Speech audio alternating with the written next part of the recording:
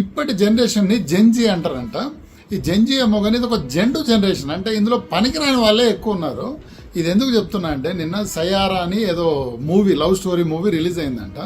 థియేటర్లో పోరగాన్లు ఏడుస్తున్నారు. ఆయన మగ పోరగాన్లు ఏడ్చుడేందిరా దరిద్రంగా. ఆడపిల్లలు అంటే ఏదో కొంచెం సున్నితత్వం ఉంటుంది, కానీ మగ పోరలు ఏడ్చుడేంది. మా జనరేషన్లో ఎవరు అట్లా ఏడ్చేవాళ్ళు కాదు. మళ్ళీ ఇప్పటి జనరేషన్ మీరు చూడండి, మగ పిల్లలు సున్నితత్వం ఎక్కువైంది. అంటే మనసు సున్నితం కూడా పర్లేదు, బాడీ సున్నితత్వం అయిపోయింది. ఆలోచనలు, పనులు, వాళ్ళకు చిన్న చిన్న పనులు రావు. టైర్ మార్చడం రాదు, గేర్లు ఉన్న బండి నడపడం రాదు, ఇంట్లో ఏదైనా నల్ల రిపేర్ అయితే ఫిక్స్ చేయడం రాదు. ఏ రకమైన పనులు లేవు. దీనికి కారణము ఒక రకంగా తల్లిదండ్రులు కూడా, అంటే నా ఏజ్ ఉన్న తల్లిదండ్రులు కూడా ఒక కారణమే. ఎందుకంటే పిల్లలకి ఇవి నేర్పియట్లే. మనం ఆటలు ఆడుకోవడం బంద్ అయింది, కొన్ని చిన్న చిన్న పనులు చేయించడం బంద్ అయిపోయింది.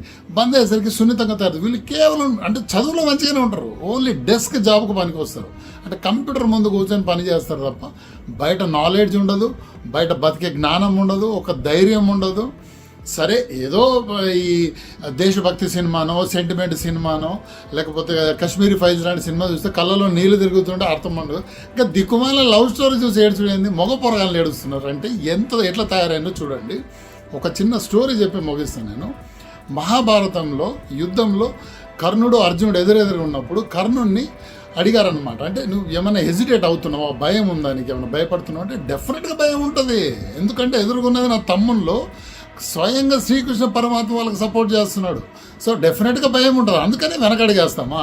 గుండె నిండా ధైర్యం ఉంది, కండల్లో బలం ఉంది, యుద్ధం చేసుడే. అది మగతనం అంటే. ఈ సినిమాలు చూసి ఏడ్చుడు ఎందుకు మనకి వచ్చే జనరేషన్ ఇది. కొంచెం మారాలి. కొద్దిగా మగ పిల్లలు అన్నప్పుడు ముఖ్యంగా ధైర్యం తెచ్చుకోవడానికి ట్రై చేయాలి.